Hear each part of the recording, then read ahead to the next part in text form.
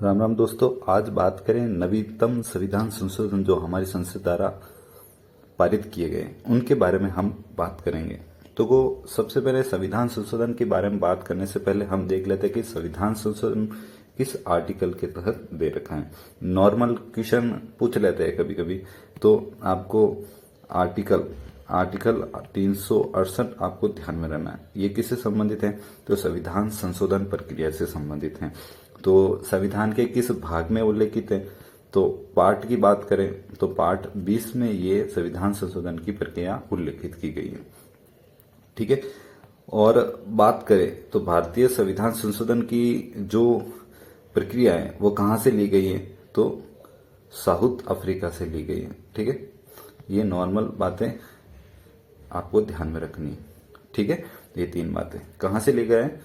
तो south Africa से लिए गए हैं। अब हम देखेंगे कि जो नवीनतम संविधान संशोधन हुए हैं, ठीक है, तो उसके बारे में जैसे 100वां संविधान संशोधन से लगाकर 106वां संविधान अभी लेटेस्ट में हुआ है, वो हम देखेंगे। ये 6 के 6 संविधान संशोधन एक एक करके देखेंगे। अब देखिए 100वां संविधान संशोधन के तहत क्या परिवर्तन किया गया था हमारे संविधान संशोधन में। देखो उस समय भारत जो बांग्लादेश है, ठीक है, बांग्लादेश, तो उन के संबंधित जो सीमा विवाद चल रहा था, सीमा विवाद जो चल रहा था, ठीक है, उसको सुलझाया गया था। तो किसके तहत सुलझाया गया था? 100वां संविधान संशोधन के तहत। उसमें क्या है? भारत बांग्लादेश जो सीमा है, भूमि है, उससे संबंधित विवाद को सुलझाया गया था। अब देखिए 101वां संविधान संशोधन जो कि 2017 में पारित हुआ था, तो उसमें क्या संशोधन किया गया था? जो हमारी जीएसटी है, ठीक है, उस समय से हमें जीएसटी लगाया गया था।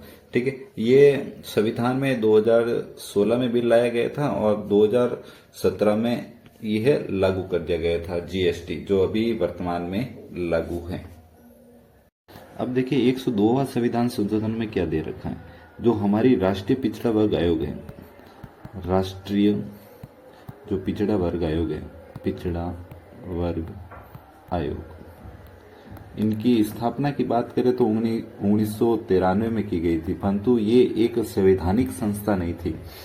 और फिर बाद में 102वां संविधान संशोधन 2018 में उनमें संविधान संशोधन करके उनको संवैधानिक दर्जा दिया गया, संवैधानिक दर्जा दिया गया। तो यही था 102वां संविधान संशोधन।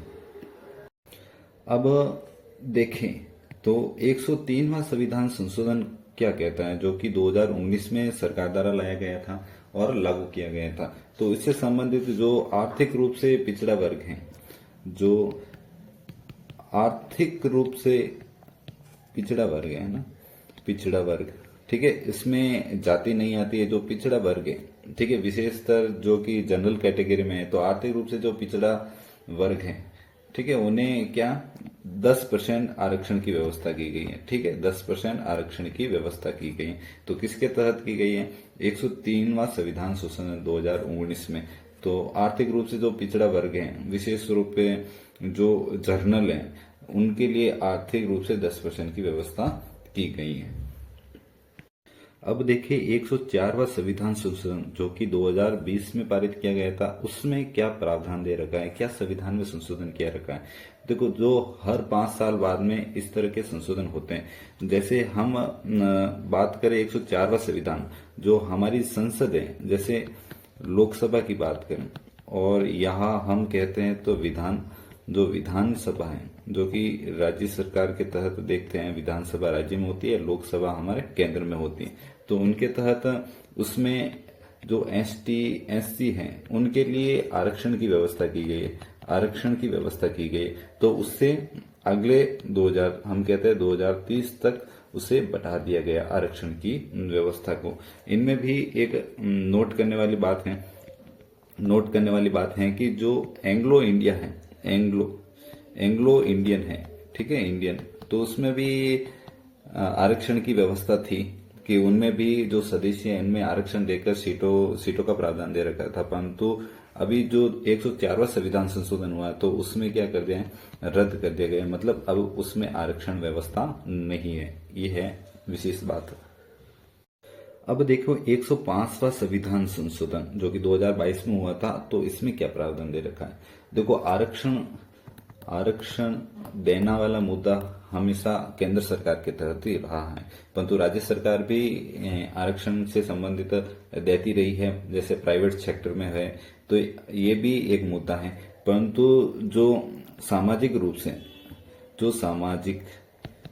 एवं कहते हैं कि शैक्षणिक रूप से जो वर्ग है, शैक्षणिक रूप से पिछड़ा वर्ग है, ठीक है, जो पिछड़ा वर्ग है उन्हें हम जो भी सूची बनाते हैं, जैसे सामाजिक और शैक्षणिक रूप से, पहले बताओ जो जनसंख्या कौन बनाता है और कौन लागू करता है, तो ये विषय किसका है, तो केंद्र का है। परंतु हम बात करें तो सामाजिक और शैक्षणिक रूप से जनसंख्या कौन कराता है, और बात करें तो ये एक सूची तैयार कौन करता है, तो केंद्र का विषय है। परंतु 105वां संविधान संशोधन करके वो राज्य को भी अधिकार दे दिया कि आप सामाजिक रूप या शैक्षणिक रूप से जो पिछड़ा वर्ग है उनके हम क्या बना सकते हैं, सूची बना सकते हैं। तो यही एक संविधान संशोधन है 105 में दे रखा है।